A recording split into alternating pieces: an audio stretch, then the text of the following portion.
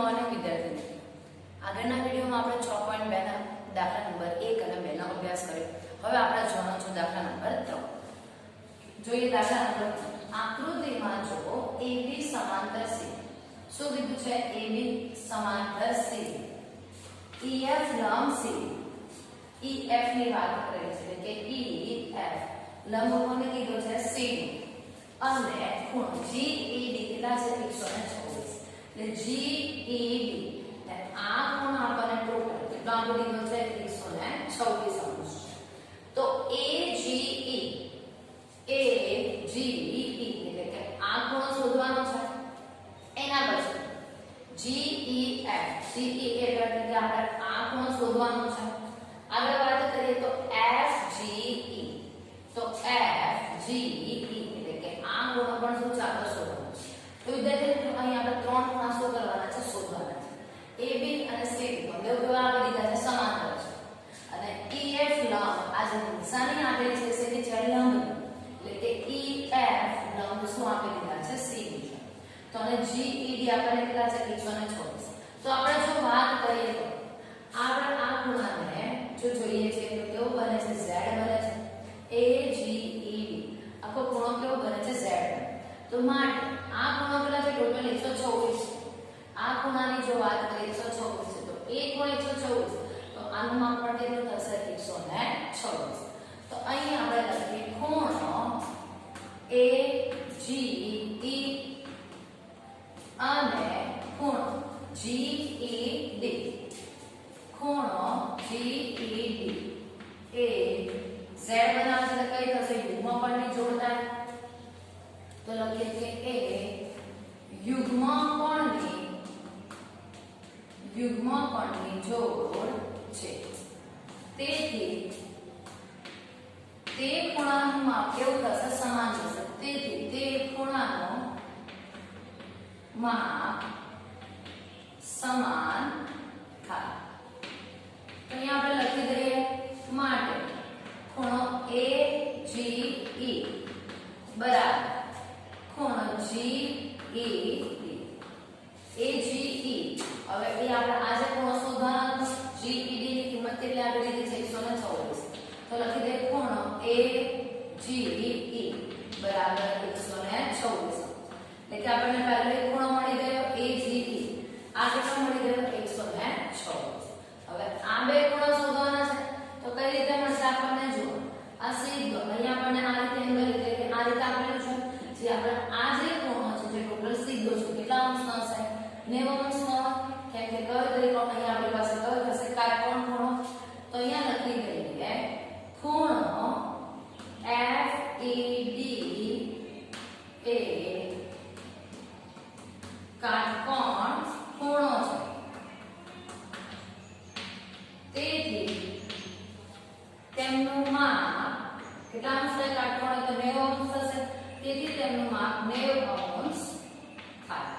તો અહીંયા આપણે લખી દઈએ છે ખૂણો FED બરાબર 90 અંશ. તો આપણને કેટલા મળી ગયા? 90 અંશ મળી ગયા. શોધવાનું આ કીધું છે. ટોટલ આપણી પાસે કેટલું છે? 126. 126 માંથી 90 બાદ કરી તો બાકીનો આપણને ખૂણો મળી જશે. તો અહીંયા લખી દઈએ છે ખૂણો ટોટલ માપ કેટલું છે? GED બરાબર GED આપણી પાસે 126 છે. તો એમાં બે ભાગ પડે છે. એક આપણી પાસે આ ખૂણો બને છે અને બીજો કયો બને છે? જે 90 અંશનો જે ખૂણો છે. એટલે બે ખૂણા બને છે. તો બંનેના સરવાળા બરાબર ટોટલ GED થશે આપણી પાસે. તો લખી દઈએ ખૂણો GEF વત્તા ખૂણો FED આ રીતે થશે. તો GED ની કિંમત કેટલી છે આપણી પાસે? 126. તો લખી દઈએ 126 બરાબર GEF આપણે શું છે? શોધવાનું છે. તો GEF વત્તા FED કેટલા અંશનો ખૂણો છે? 90 અંશ. તો લખી દઈએ 90 અંશ. પ્લસ 90 છે બરાબર ને આ બાજુ આવે તો શું થશે? માઈનસ થાય.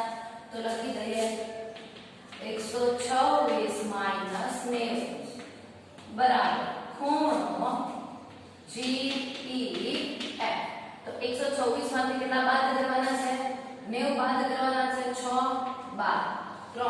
ને કેટલા મળશે આપણને 36 અંશ તો GEF બરાબર કેટલા મળી ગયા 36 અંશ તો વિદ્યાર્થી મિત્રો આ ખૂણો આપણને કેટલાનો મળી ગયો 36 તો સોજાનો કયો છે આ તો ધ્યાન આપો કે અહીંયા એક જ રેખા પર બે ખૂણા આવેલા છે બંનેની નિશાની કેવી છે વિરુદ્ધ દિશા તો કઈ જોડ થશે રેખીય ખૂણાની જોડ થાય તો અહીંયા લખી દઈએ છીએ કે આ રીતે જો આપણે ધ્યાનમાં લઈએ તો આ 124 છે આ ખૂણો શોધવાનો છે કેવી નિશાની છે વિરુદ્ધ દિશામાં તીર આપેલા છે એટલે કે આ જોડને આપણે કહી દઈએ છીએ રેખીય ખૂણાનો જોડ તો અહીં લખીએ ખૂણો AGE અને ખૂણો EGB એ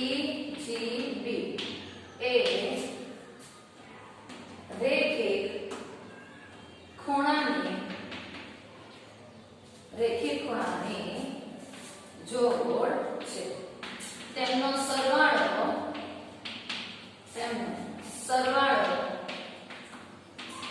180 અંશ થાય રેખીય ખૂણાની જોડનો સરવાળો કેટલો હશે 180 તો લખી દઈએ માટે AGE વત્તા EGB બરાબર 180 AGE આપણને કેટલા કરી રહ્યા છે 126 વત્તા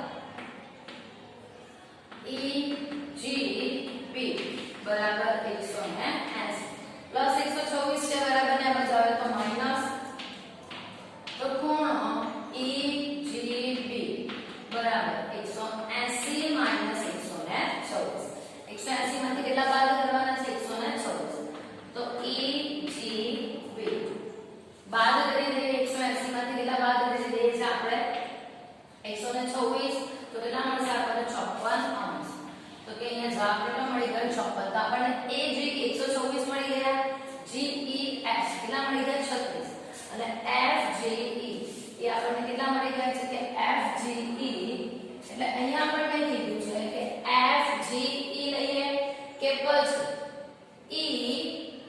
EGB બંને એટલે કે બંનેની કિંમત કેવી આવે છે 70 તો અહીંયા આપણે લખી દઈએ કે EGB is equal to FGE બરાબર 54 અંશ એટલા માટે શેમ આવે છે કે બંનેમાં વચ્ચેમાં કયો આપેલો છે G આપેલો છે એટલે કે G ની કિંમત કેવી છે આપણી પાસે 70 એટલે જવાબ એનો કેટલો આવે છે 54 આગળ વધીએ સ્વાધ્યાય 6.3 એમાં જોઈએ દાખલા નંબર 1 આકૃતિમાં ત્રિકોણ PQR ની બાજુ QP અને RQ અનુક્રમે S અને T સુધી લંબાવો શું કીધું છે વિદ્યાર્થી મિત્રો કે અહીં ત્રિકોણ PQR શું આપી દીધું છે ત્રિકોણ આપી દીધો છે ની બાજુઓ QP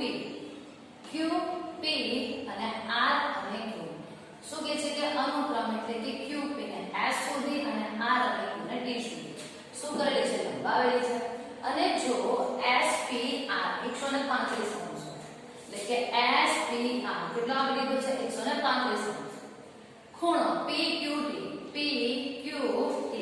કેટલા છે 110 અંશ છે તો PR એટલે કે PR આ ખૂણો શું કીધો છે એટલે શોધવાનો તો જો વિદ્યાર્થી મિત્રો કે અહીં રેખીય ખૂણાની જોડ એટલે કે આ રીતે આપણે દર્શાવી શકીએ આ ખૂણો છે આ ખૂણો શું કીધો છે આપણે શોધવાનો તો ઓલરેડી 110 આપી દીધો છે તો આપણને આ ખૂણો શું છે કે મળી જશે તો અહીં લખીએ ખૂણો PQT ખૂણો PQT અને ખૂણો PQR એ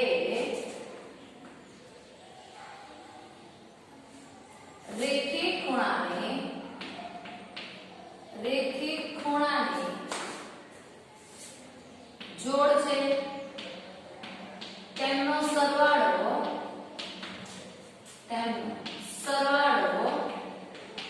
180 અંશ થાય સરવાળો કેટલો થશે 180 અંશ તો લખીએ આપણે કે ખૂણો PQT વત્તા PQR બરાબર 180 PQT કેટલા આપી દે છે આપણને 110 તો લખી દઈએ 110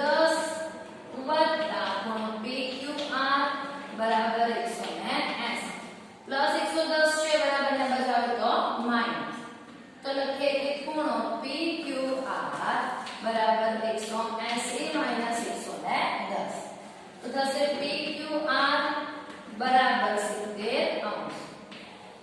તો આ ખૂણો આપણને કેટલા મળી ગયો 70 અંશ. એ જ રીતે આપણે કેવી જોડ થશે રેખીય ખૂણા. તો ટોટલ સરવાળે 180 180 માંથી કેટલા બાદ કરવાના છે 135. તો લખી દઈએ ખૂણો SPR ખૂણો SPR વત્તા બીજા ખૂણાની વાત કરીએ તો બસ ઉદાહરણ આપણી પાસે P લેવાનું છે. તેના માટે કયું થશે આપણી પાસે SPR એ ખૂણો આપણી પાસે જો અહીંયા જો આપણે આકૃતિને ધ્યાનમાં લઈએ તો અહીંયા S છે, અહીંયા આપણી પાસે P છે, અહીંયા શું આપણે લીધો છે R છે અને અહીંયા Q છે. તો પહેલો એક ખૂણો આપણને આપી ગયો તો બીજો કયો આવી જશે આપણી પાસે RPQ અથવા QPR. તો અહીંયા લખીએ છીએ કે અને QPR એ રેખીય ખૂણાની જોડ છે.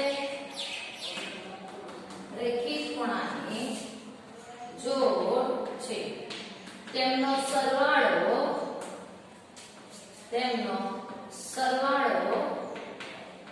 180 અંશ થાય. તો અહીંયા આપણે લખી દઈએ ખૂણો SPR વત્તા QPR is equal to 180. આની કિંમત કેટલી આપી દીધી છે આપણને 135. તો 135 વત્તા QPR બરાબર 180. એ લખી દઈએ 180 પ્લસ 135 છે બરાબર ને બાજુ આવે તો માઈનસ. તો લખી દઈએ QPR બરાબર 180 માઈનસ 135. તો કેટલા મળશે QPR બરાબર આપણને 45. તો આપણને 45 મળી ગયા. આ ખૂણો આપણને કેટલામાં મળી ગયો 45. તો આપણે આગળના ધોરણમાં શીખી ગયા કે ત્રિકોણના ત્રણેય ખૂણાનો સરવાળો કેટલો થશે 180.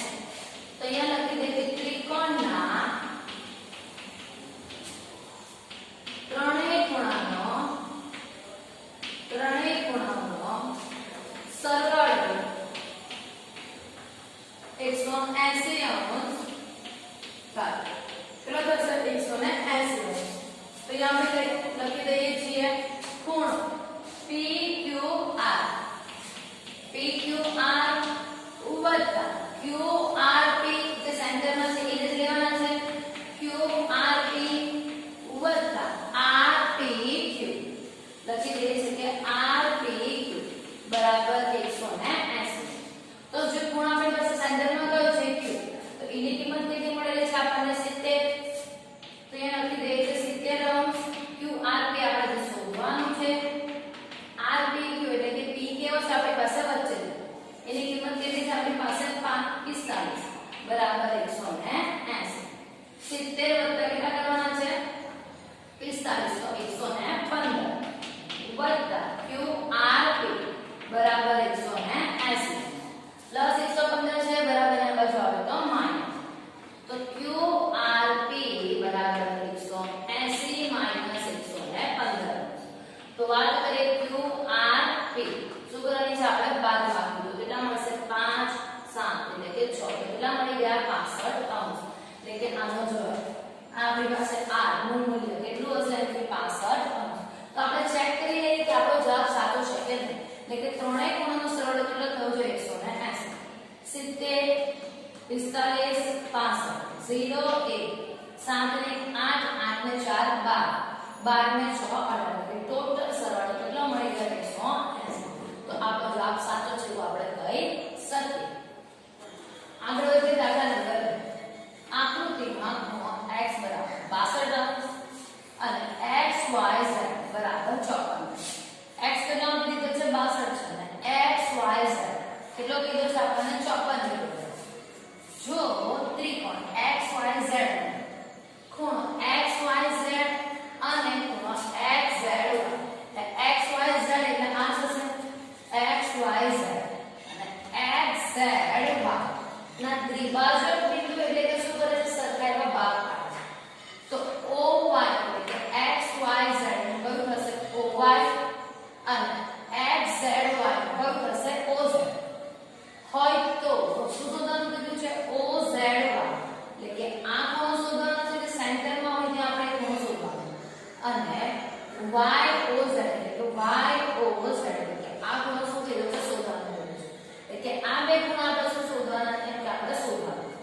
તો આપણી પાસે ત્રિકોણના ત્રણેય ખૂણાનો સરવાળો કેટલો થશે 180. આ 62 આપેલું છે, આ 54 છે. તો આપણને આ જે ટોટલ ખૂણો છે એ પહેલા આપણને ટોટલ ખૂણો મળી જશે. દ્વિભાજકની વાત કરેલી છે, દ્વિભાજક છે એટલે કે બે શું પાડતા હશે સરખા ભાગ. જે પણ જવાબ આવે છે એને શું પાડી દેવાના છે? બે સરખા ભાગ. 54 છે તો 54 માં આપણે આ ખૂણા અને આ ખૂણાની વાત કરીએ તો કેટલા થશે? 27 27 થાય, કારણ કે શું પાડે છે?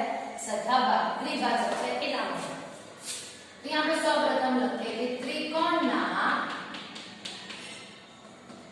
ત્રણેય ખૂણાઓનો સરવાળો કેટલો થશે? 180. ત્રણેય ખૂણાઓનો સરવાળો 180 અંશ થાય. તો અહીંયા આપણે લખી દઈએ માન ખૂણો x વત્તા ખૂણો y વત્તા ખૂણો z બરાબર 180. ખૂણો x કેટલા છે આપણી પાસે? 62. તો 62 વત્તા y કેટલા છે આપણી પાસે? 54 વત્તા z બરાબર 180. બંનેનો શું કરવાનો છે? સરવાળો. 2 ને 4 કેટલા? 6 6 ને 5 11 કેટલા મળી ગયા? 116 વત્તા ખૂણો z બરાબર 180 પ્લસ 116 છે બરાબર ને આ બધા તો શું થશે? માઈનસ થાય. માટે z બરાબર 180 માઈનસ 116. તો z હવે 180 માંથી કેટલા બાદ કરવાના છે? 116. તો આપણે આ બધું બાદબાકી કરી દઈએ. 180 માઈનસ 116 10 છે, 10 માંથી 6 જશે તો કેટલા મળે? 4. અહીંયા આવશે 7 7 માંથી 1 તો કેટલા મળે? 6. તો અહીંયા આપણી પાસે બાદબાકી કેટલી આવી ગઈ? 64. તો ખૂણો z છે ટોટલ આપણને કેટલા મળી ગયો? 64. ત્રણેય ખૂણાના સરવાળા મળી ગયા છે. આ બે શું કહે છે કે દ્વિભાજક છે, જે અહીંયા O બિંદુએ શું કરે છે? અહીંયા છેદે છે. તો અહીંયા લખી જઈએ ખૂણો x y z નો z ત્રિભાજક કયો થશે? આપણી પાસે અહીંયા વાત કરીએ તો ખૂણો x y z ત્રિભાજક કયો થશે? y o y. એ આપણો શું થશે? દ્વિભાજક. તો લખી દઈએ કે દ્વિભાજક o y છે. આ રીતે થશે. તો હવે આપણે આ ખૂણો શું કરવાનો છે? શોધવાનો છે. એટલે કે o y શું છે? દ્વિભાજક. તો કે જે ટોટલ સરવાળો છે તો આપણે લખીએ ખૂણો o y z. ખૂણો o y z બરાબર 1/2 x y z. દ્વિભાજક એટલે શું પડે છે? સરખા ભાગ. તો ખૂણો x y z એની કિંમત કેટલી આવી ગઈ છે આપણને? 54. તો લખી દે ખૂણો o y z બરાબર 1/2 ગુણ્યા 54. 27 નું પેલા થશે 54. તો ખૂણો o y z બરાબર કેટલા મળી ગયા આપણને? 27 અંશ મળી ગયા. આ જ રીતે કયો ખૂણો શોધી આપણે આ બાજુનો ખૂણો શોધી લઈએ. તો એના દ્વિભાજકની વાત કરીએ તો લખીએ ખૂણો x z y નો દ્વિભાજકની વાત કરીએ તો કયો થશે? o z. તો આ જ રીતે કરવાનું છે. તો શું થશે આપણી પાસે? ખૂણો o z y બરાબર 1/2 ગુણ્યા શું થશે આપણી પાસે? ખૂણો x z y. તો 1/2 x z y એટલે કે z આપણી પાસે કેટલો છે? 64. તો અહીંયા લખી દઈએ છીએ 64. તો 32 નું કેટલા થશે? 64. તો o z y બરાબર કેટલા મળી ગયા આપણને? 32 અંશ. તો વિદ્યાર્થી મિત્રો આપણે અહીંયા આપણી પાસે આ જે ખૂણો છે કેટલો મળી ગયો? 32 અંશ. આ ખૂણાની જો વાત કરીએ તો કેટલો મળી ગયો? 27. વચ્ચેનો આપણે શું શોધવાનું કીધું છે? O શોધવાનું. તો આ ત્રિકોણ છે, આ ત્રિકોણ કીધું છે. તો ત્રિકોણના ત્રણેય ખૂણાનો સરવાળો કેટલો થશે? 180. તો અહીંયા લખી દઈએ કે ત્રિકોણના ત્રણેય ખૂણાઓનો સરવાળો 180 અંશ થાય છે. અહીંયા આપણી પાસે થશે ખૂણો O વત્તા ખૂણો y વત્તા ખૂણો z બરાબર 180. O શું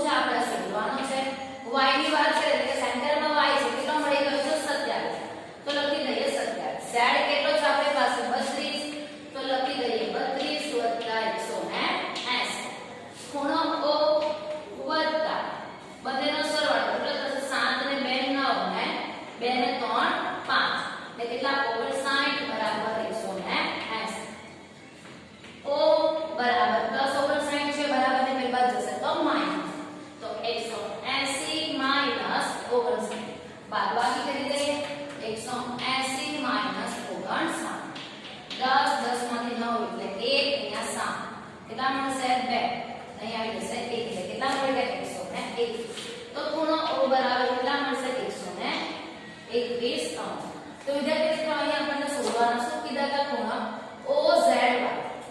OZY કેટલો મળી ગયો આપણી પાસે આપણને OZY 32 મળી ગયો અને YOZ કેટલો મળી ગયો આપણને 121 એટલે આ રીતે આપણે શું છે આપણે દાખલાનો જવાબ મેળવી શકીએ છીએ તો વિદ્યાર્થી મિત્રો અહીં પ્રકરણ પૂર્ણ થાય છે આવી જ રીતે બાકીના દાખલાની પ્રેક્ટિસ તમારે જાતે કરવાની છે કે જેથી કરીને આ ચેપ્ટરમાં એટલે કે આ પ્રકરણમાં તમને શું છે કે વધારે સમજ પડે